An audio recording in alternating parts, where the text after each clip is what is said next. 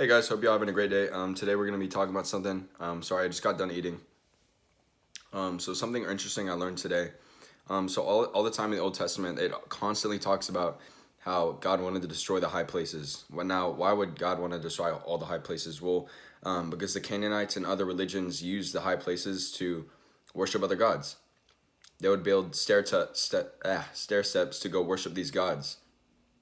And so often I would ask myself, like, why would they go up to a mountain? Why did Jesus go up to a mountain? Why did Moses go up to a mountain? Because it was believed that there was a certain closeness to God when you went up to high places. So these people would build high places to go worship these gods because I felt like there was a closeness with the supernatural realm. There was a closeness with the supernatural realm, but a lot of people don't know is actually these high places were actually meant to worship God before Solomon built his temple. And I'm going to read it. It's from 2 Chronicles 1:3. Then Solomon and all the assembly went with him, and all the assembly with him went to the high place that was at Gibeon. For the tabernacle on meeting with God was there, which Moses, the servant of the Lord, had made in the wilderness. So Moses had made this high place in this where Solomon was going to meet God. So God didn't have a place that he would that people would meet up because Solomon hadn't made the temple yet, and God didn't really have anywhere to abide in. See, he could be filled with people, but he would often leave because they would become disobedient. That's why David would constantly ask the Lord to not take his spirit away from him. That's why the spirit was able to leave from Saul. That's why the spirit was able to leave from Samson as well, because it didn't have a permanent home. But the Lord made in the wilderness. And then it says, verse 5, now the bronze altar that Bezalel, the son of Uri, the son of Hur, had made, but he put before the tabernacle of the Lord, Solomon and the assembly sought him there. So these high places were meant to worship God, and they were put in high places because they thought there was a certain closeness with God. That's why Jesus went up to the mountain many times, because he felt like there was a closeness. That's why he always went up to the Mount of Olives. And that's why these high places were often built on hills or mountains or something else like that. And we'll see another example in that in 1 Kings 11:7. So just like everything else, this was venerated, and it was used for the devil's work as well. Just like everything else, the devil takes what God has and intended for certain things to be and manipulates them. That's what we see in Acts 13 when the person tries to when Bar Jesus, the false prophet, the sorcerer, tries to implement or try to act like he's a man of God. He's a false prophet and he acts like he's a man of God, but actually he's a sorcerer. And that's why he went blind, because Paul was filled with the Holy Spirit, it says, and then he was like, dude, you're done. You all full of the devil, you full of all deceit. And so we see that with Moses too, when he had the bronze serpent, when the Israelites were walking through the wilderness and they got bit with snakes. God had Moses built up a bronze serpent and put it up. And so whoever looked at it would be healed from these serpent bites. And then later on, we see that the Israelites actually worshiped this thing. So all the time, constantly, over and over again, we see examples of God doing something and the devil manipulates it and makes it his own. Just like what he did in Revelation 12, where he had the angels actually worship him, where he tricked the angels to come down with him so he could be worshipped. So Satan will use things that God used to worship him, just like music, just like anything else. He'll use what God intended to worship him, and he'll use it for himself. And we see this in 1 Kings 11:7. And this is Solomon. Solomon worshipped devils.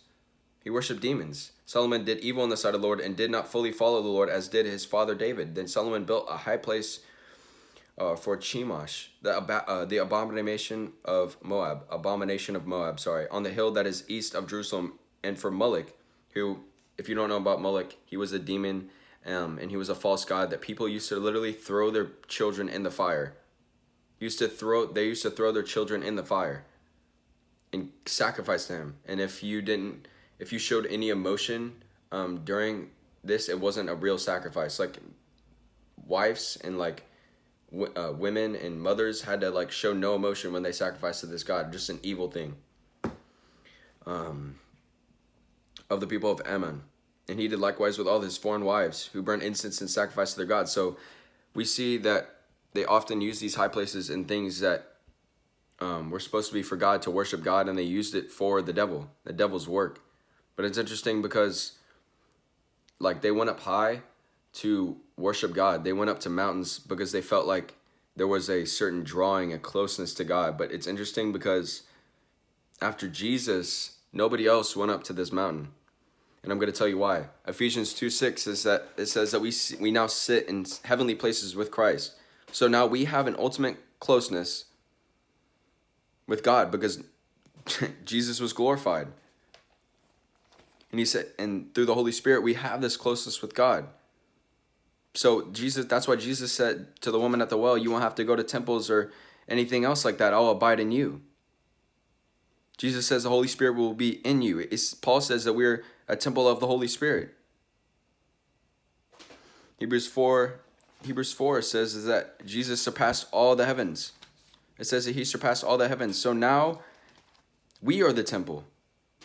So God only allowed these high places to be sought after until the temple was built. And so after the temple was built for Solomon, or for God, but Solomon built it, they were no longer allowed to go up in these high places, but they continued to do it because he dwelt in the temple. But believe it or not, we are temples of the Holy Ghost. So we don't have to go up to mountains. We don't have to go up to certain things. That the Holy Spirit's in us. We're seated in heavenly places with Christ. So now we don't have to go anywhere. We can be with Christ at all times. We don't have to go up to mountains. We don't have to go worship him on mountains because he's in us. We can worship him with us. With us. We are the temple of the Holy Ghost. And now we don't have to take sacrifices to these altars. We don't have to take sacrifices to these mountains and these altars and put them on the altar because Jesus was put on the altar. But Paul says is that we are supposed to be living sacrifices. So they used to bring sacrifices into the temple and they used to worship God in the temple, but now we are the temple. So now we're supposed to be called to be living sacrifices for God. Your body is supposed to be a living sacrifice. You're supposed to bring sacrifices into your body. And God is supposed to dwell in you. It said that God came into the temple and it filled with smoke. It says this in Isaiah 6. Isaiah 6, I'm going to read it to you. So God would come into this temple and they would see his presence and they would say, holy, holy, holy. But now we're that temple, and we have to start acting like it. Everybody knew when they saw the temple, Solomon's temple, they knew that it was God's temple. But when they see you, do they see God's temple when they see you? We're supposed to be a living sacrifice. And this is what it says, in the year that King Uzziah died, I saw the Lord sitting on a throne high and lifted up, and the train of his robe filled the temple. So he filled the temple. He's intended to fill the temple. And he's intended to fill you. You are now temples of the Holy Ghost. And we are supposed to live like it. God said, don't bring any consecrated or defiled thing into my temple. But yet, over and over and over again, we bring things into our body. We put drugs in our body. We drink alcohol. We watch movies that we should not watch. And we constantly defile our temple over and over again. In Lamentations 4:13, it says that the people were punished. Jerusalem was punished because of the priests, because of the prophets. He got mad because the people in charge weren't worshiping him. We have to start acting like our body is actually a temple of the Holy Ghost because we keep trashing our temple. We keep trashing our temple and putting idolatrous stuff in our temple. And then God doesn't want to. He left a long time ago. We have to start acting like we're a temple of the Holy Ghost. God said, I'm holy, so you are also called to be holy. We are seated in heavenly places. We have to start acting like we're temples of the Holy Ghost. Stop defiling your temple. Because you know what God would do when he saw a defiled temple? He would completely destroy it. And you know what? He would scatter the people, and then he would bring back the people that would actually worship him, and he would purify them. It says that in Ezekiel 5-6. He would scatter the people to the wind, and then he would make a remnant. And that's what's happening right now. God is forming a remnant because the people in the temple are defiling the temple. And Jesus, he made those people that were defiling the temple, he made them leave. He made them leave. He kicked over the doves, and the Holy Spirit was released into the church. Someone say amen. Let's start acting like we're temples of the Holy Ghost. Stop defiling your body. You don't have to go anywhere for God. He's right there with you. Take care of your body. Live holy. Make sure you're taking care of your spirit. Make sure you're taking care of your temple. Make sure your body is a daily sacrifice. Make sure Luke 9:23 says, deny yourself, pick up your cross daily, and follow me. See, the people in the Old Testament, we didn't get rid of the temple. We just became the temple. And they sacrificed daily. Sometimes Solomon sacrificed so many animals one time that it was uncountable. Are we sacrificing like that with our temple? Are we constantly beating up our body? Are we constantly, just like Paul, are our bodies suffering? Are we making our bodies a sacrifice to God? Are we constantly sacrificing? David, when he was with the Ark of the Covenant, he would sacrifice every 7 steps that he would take. He would sacrifice to God. Are we sacrificing like that? I'm preaching to myself. Are we sacrificing just like David did? Are we sacrificing in our temple daily? Or are we just throwing trash in the temple and we're just leaving it vacant?